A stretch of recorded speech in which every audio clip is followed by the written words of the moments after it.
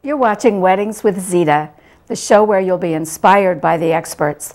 My experts tonight are Kevin and Holly Bishop. We're talking ceremony music.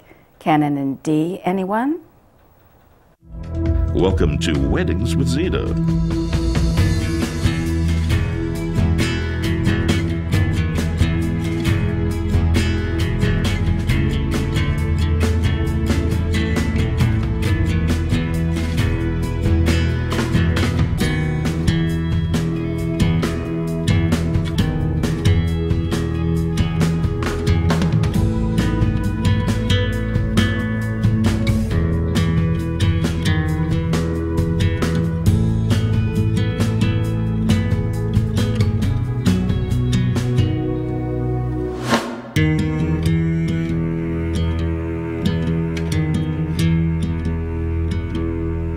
Here's your host and producer, Zita Christian.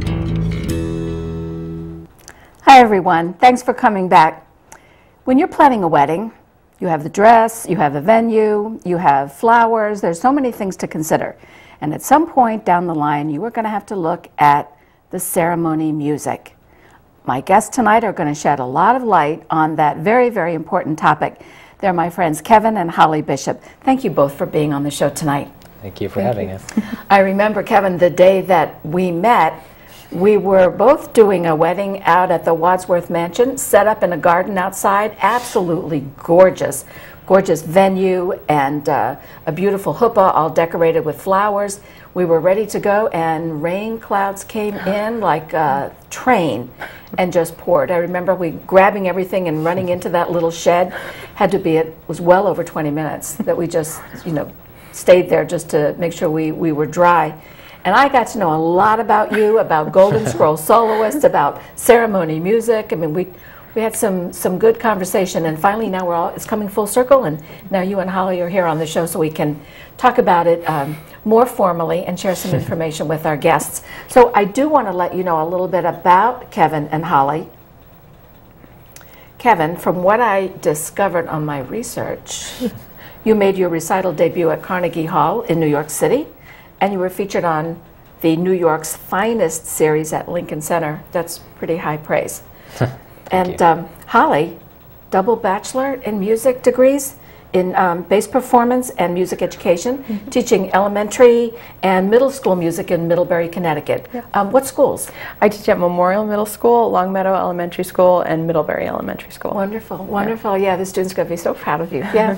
So I know also that Golden Scroll Soloists, the company that you formed in 2005, so you have a professional anniversary coming up. Yes, we do. Yeah, that's pretty cool. That's really cool. So one of the things I wanted to talk about first was just getting a basic idea, because this show, people all over the country see this show, but where the area that you generally serve, what part of the country are you regular? Well, we regularly serve Connecticut, Rhode Island, and Hudson Valley area of New York, but we have been known to travel farther for certain events. Yes, and I understand quite a bit farther. You had some international travel, and I understand that's not all that unusual. Where did you go this past summer? This past summer we performed in Bolivia, Brazil, and also we went and taught music in Afghanistan. Okay, now you can't just drop that lightly. Okay, you taught music in Afghanistan, and Holly, you just mentioned that you teach music in elementary and middle schools. What's it like? How would you compare teaching music to students here, and then you go someplace, any place in a foreign country, but particularly Afghanistan?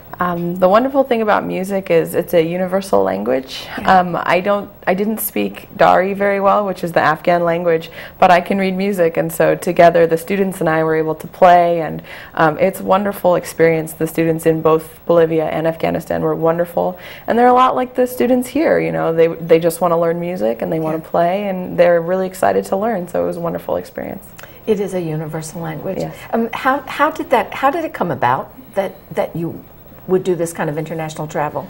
Well, our musicians are also part of another organization called Cuatro Puntos. They kind of go hand in hand. The Golden Scroll Soloists is our professional side, and then we also have, it's a nonprofit organization called Cuatro Puntos, and we same musicians do both. We perform all over the area in the U.S., and we also go every year and we do outreach work abroad.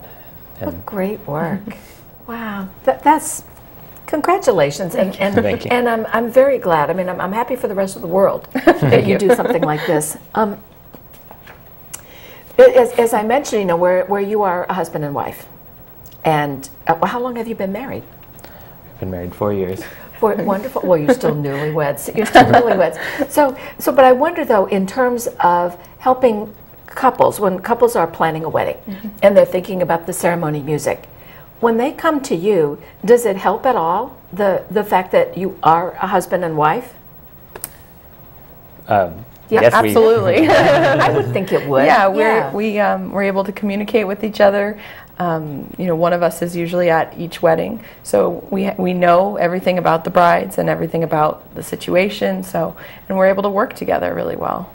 I would think that just the fact that you work well together might be something that would appeal to a couple to know we are a couple and we'll be working together the rest of our lives, and we're going to work with ceremony musicians who know how to work together. Right. Yeah, I can see that appeal.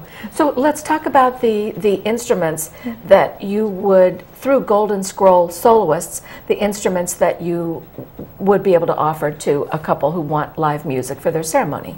Well, our typical packages, we offer either a string quartet, which is 4 musicians, which 2 violin, viola, and cello, or a string trio, which is 1 violin, viola, and either cello or bass, which are kind of interchangeable, or a string duo, which is violin and cello or bass.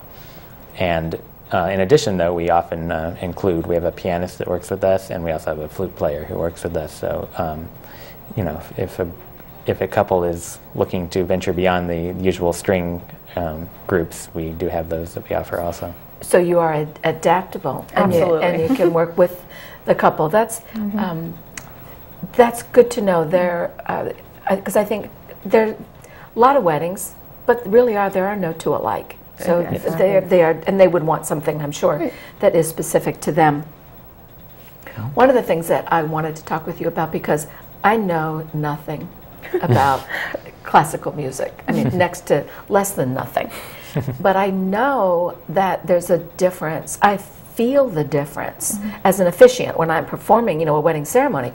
I feel a difference when the music is live. So what do you think the appeal is for live music? Well, it's in logistical ways, it's much easier to have live musicians at a ceremony because like, for example, for the processional, when the people are entering, when the wedding party's entering, and then the bride, we watch as people come down the aisle. We always ask the couples ahead of time to give us, you know, the rundown of what their wedding party will be, and we watch and we can tailor the music. Recording can't, you know, cut to the best part of the music, or can't, you know, fade out or any of that, but we watch as the wedding party comes down. When the last person is near the front, we can come to an end in a graceful, beautiful way, and then begin the piece for the bride, which, you know, then when the brides come, you know, when she arrives halfway down the aisle, we can jump to the most exciting part. Exciting part of the music. And for her grand entrance. I never thought about that. And it really sets the tone for the whole wedding. If your guests arrive and there are these elegant string musicians playing beautiful music, it's just it's a different feel than kind of recorded music, I think. I think so too. I mean, there's beautiful recorded music out there, but there really is something about live music. In fact, years ago, for an entirely different project that had nothing to do with weddings, I was doing some research in the Oxford English Dictionary, and I came across the word dream, the old spelling, D-R-E-M-E-N, dreamin', and the initial, one of the early meanings was to dream the way we know the word D-R-E-A-M, to dream, but another of the original meanings was to make music. And I thought that's what happens, I think, with live music, and maybe with any music if you're hearing it on good headphones or something, but that something about that vibration, and it takes you somewhere else, and there's the dream, the fantasy of what it is that's going to happen, and how perfect that is for a wedding. Yeah, and we're having fun, so we're fun to watch too, I think. Yeah, there's a visual aspect. It is. Recorded music, you know, there's amazing recording technology these days, but it never sounds the same as live music. It's just something about the live performers, the energy and the just the sound. You know, you can't actually capture all of the nuances on even the best of recording. Yeah, and I think there's just a certain vibration in the air having the live music. You spoke just a minute ago. You were talking about the music for the entrance of the bride. Or two brides, two grooms, whatever the arrangement is for the wedding. But the sections of the traditional wedding music. So to begin with, you have the prelude music. The prelude music for people when they're sitting down, and then what comes? Walk me through the steps. Yeah, so when a couple books with us for a wedding, we include prelude music as the guests arrive. It's usually about 30 minutes of music as guests arrive. And then when it's time for the ceremony to start, there's the typical way is to have two songs, one for the wedding party entrance and one for the bride's entrance. But some couples with a large wedding party choose to have three, one for the grandparents, parents, family entering, and then one for the wedding party, which bridesmaids, flower girls, and such, and then one for the bride. So it depends on the wedding. And then the other big pillar of the ceremony is the recessional music, as everybody is leaving. But beyond that, every wedding is different, and we always tell every couple that anything additional. Those are the main pillars. There's always going to be prelude, processional, and recessional music. But beyond that, we can play music for interludes or sand ceremonies. Candle lighting. We've played like in memory of some family members who've passed. They wanted to take a quiet moment, and we've played, like Ave Maria or some nice classical music. Beautiful. Yeah, in the ceremony as well. I've done a wedding ritual for a couple, for some couples, where they've written love letters to each other, and they're going to seal them, and then put them in a box with a nice bottle of wine and save it for their anniversary. And it wasn't until I practiced at home that I realized it takes a while for that sealing wax to melt. Right. And that's a lot of time just waiting for that wax to melt. So it's lovely to have some nice ceremony music during that time. Which can also give the couple a quiet moment together as well, if they want to stand and, after they've lit their candle or poured their sand, they can have a nice moment together. And it's good photo ops as well, sure. So let's go back to the whole idea of when a couple is booking you. And if you have just joined us, this is Weddings with Zita, and we're talking about ceremony music. Kevin and Holly Bishop are my guests tonight, and they are the creators of Golden Scroll Soloists. So a couple comes in, and they want to book with you. Well, first let me back up just a minute. How far ahead before the wedding should they come to talk with you?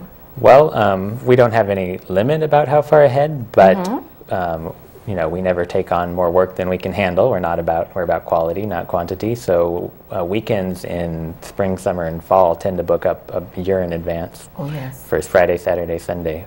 But if we don't have a limit. If you come to us a week before, we've had people, our musicians canceled, which I don't understand how that happens, but apparently it happens to some, and it's a couple instances they've come a week before. If we were available, we can make it happen. But I suggest, at least 6 months before, if not a year if possible. I was going to say this. We're taping this now in October of 2014, and my guess is that you are already heavily booked through 2015. Getting there, yeah. Yeah. I understand. Yeah, me too. It's couples need to book well ahead. So, is it necessary to meet in person? It isn't. Is it better, or we give the option but we also, the majority of the people we work with don't seem to live in the immediate area. Even if they're getting married in Rhode Island or Connecticut or New York, they may not necessarily live in the area, or they may not want to travel to meet. So we can certainly take care of everything over the phone, and probably in about 80% of the time we just take care of everything by phone and email. But we are always happy to meet with couples if they want to come see us. All right. So the big question. So you have a couple. I'm thinking you're probably going to have two extremes. You have a couple who comes in and they know for sure, I want this specifically. Or you have the couple who comes in and they've no clue. So I know that you help them Of course, select the yes. music. I mean, I know that's part of what you do. But how do you do that? Like, is it a matter of getting to know them? Is it a matter of having them listen to samples? I mean, what do you do? Well, couples usually at least have an idea of whether they're going for the more traditional classical type music, or whether they want to venture into our wide selection of pop and contemporary arrangements. And we do have a large song list, which as soon as a couple books, we provide them with a song list and a worksheet of information that we need back from them before their wedding, and we ask for that 2 weeks before.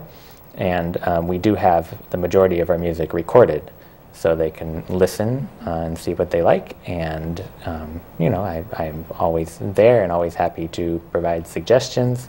Sometimes, sometimes, like you said, they won't have any idea, and I'll say, well, what's happening in your ceremony? What a location is a it's a factor. If it's in a church, there's certain things that some if it's in a church, some numbers you can't play. Exactly. Yes. Yeah. What other factors go into in terms of the place?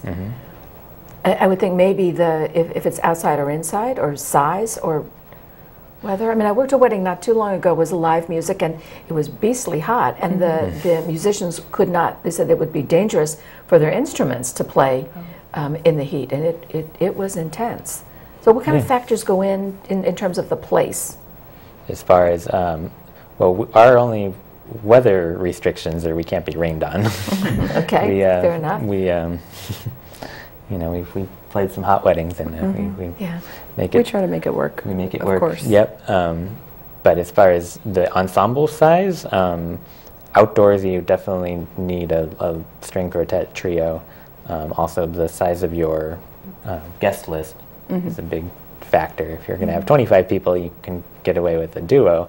But if you're going to have 200 people, you need a larger ensemble. Right. And does that make any difference whether you're inside or outside? You still need enough musicians. Yes, relatively proportionate to the guest list, right? Right. Yes. Okay. Yeah.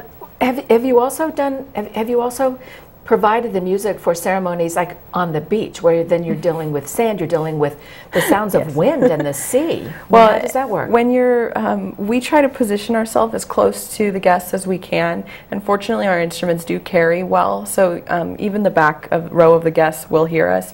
You might not hear us, back far away, but the ceremony itself will be covered as long as they will be able to hear us. We have played on the beach. We've played over on cliff sides and all sorts of exotic, interesting places. So we're not unused to it. One advantage of string instruments, and I get this question a lot. People are either worried that it's not going to be loud enough, or sometimes that it's going to be too loud. Like, if we have a quartet inside in a small room, is it going to blast people's heads off? Oh. But that's the thing about string instruments is they're non-directional. The sound, unlike a brass instrument like a trumpet or trombone or something like that, where the sound comes out of the bell of the instrument and goes in a straight line. So if you're standing in front of the trumpet, you hear it. You're going to be But with string instruments, the sound comes out of the entire body of the instrument, so it's very present. But you could stand right in front of a violinist and not have that same head rattling effect of with a brass instrument. I had no idea. And because sound comes out of all parts of the instrument, it can easily fill a large space, fill a room without ever being overpowering. And we tailor that to the party. If we're playing a loud cocktail party, we're going to play loud, upbeat music. If we're in a church and the feeling is more somber, we're going to play more, maybe somber selections, or and maybe bring our sound down a little bit. Fortunately, we can do that with our, with our abilities. Well, that leads me into the whole idea of the selections of the music. I want to go back a little bit to that, because some of the weddings that I've done recently, definitely classical music. I mean, you have that all the time. But I had a wedding just this past weekend where one of the numbers was Dog Days Are Over. And then a lot of ones that choose movie soundtracks or some contemporary music. So what do you see any kind of trend? Is there anything at all that shed a little light on where we're going? Well, we have a very large selection of contemporary music of if you hear it on the radio today, we probably have it, arranged for strings, which kind of gives it a nice, you take your favorite pop songs, but kind of gives it that elegant feel. Classy. Very classy. And I would say it's probably about half and half, and some are mixed. Some ceremonies, they want strictly the traditional classical music, Canon in D, Here Comes the Bride. That's it. And, And then like All You Need Is Love on the Way Out, or some pop piece. Yeah. And we've also had a lot of weddings that were like themed weddings as well, where they were doing like a storybook theme, so they wanted music from Beauty and the Beast or Princess Bride, and we're happy to provide that sort of music as well, because that kind of sets the whole tone and mood for the wedding as well. Well, does everything, I mean, does all contemporary music translate well to strings? No. We have Some of that conversation we had in that shed that day. It was like, wow, how do you say? I mean, I know some of it doesn't. How do you say to a couple, this won't work? Well, we are very easygoing in that way. We have a huge song list that we've collected over the years, and when couples come to us with something we don't have, and they're like, this is really important to us, one of us will listen to the piece. We will, research it a bit, and we will, we've done this long enough. We can make an educated suggestion whether this is going to sound good for strings or not so much. And usually we can work around it. Usually we can make it work. It's very rare, unless it's all maybe spoken or some sort of rap or something like that. Usually we can make a piece work, and especially if the bride or groom really has their heart set on it, we're more than willing to work with them. But you're the ones who create the, I don't know what the term is. Arranging. The arrange. Yeah, you arrange it.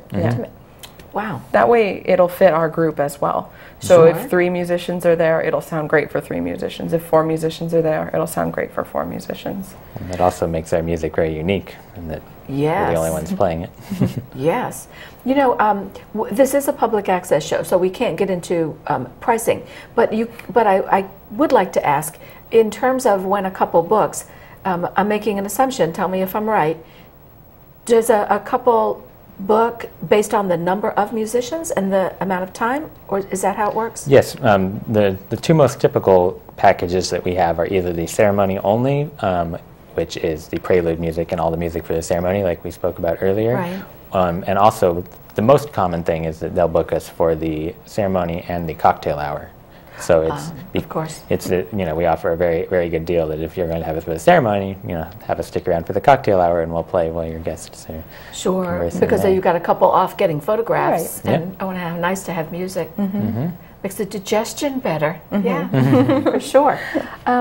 So we mentioned Canon in D a minute ago, and I did mention at the very beginning. I do want to know, what do you think's the popularity of that piece? Well, nothing says a wedding like Pachelbel Canon. The nice thing about that piece is our musicians are experts on it. So I mean, we could play it and watch your ceremony. That's really nice. We have no problem. Tailoring it so when the bride comes in, it's the best moment of Canon in D. The most exciting part. So it's a great piece. It's very popular. I would say it's in a lot of weddings.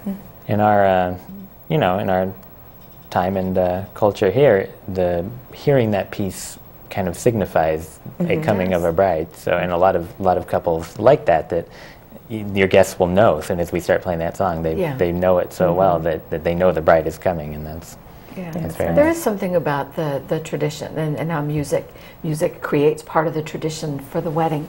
I know that in the past, before you formed Golden Scroll Soloists, that you worked with other musicians, and as any of us do when you work with someone else and then form your own company, you learn from the good things that you want to model that someone else did, or that you learn from the mistakes someone else made. Can you tell me a little, without mentioning names, good or bad, what you learned from other musicians? Well, the main thing I learned is that the people. It's very important who you play with. And that's one of the reasons we work so hard to establish a group of musicians who we know very well. They're our best friends and colleagues, and we not only do we play weddings, we play concerts, and you can see on our website lists of concerts that we're playing in the area. We travel the world. A lot of groups that I've worked with before, they're, you know, like, you're a violinist, let's hire you and have you do this. And sometimes then at the wedding is the first time the musicians will have met each other. But we're careful to use only people we know and trust and have done this with us for a long time. And you know, it's.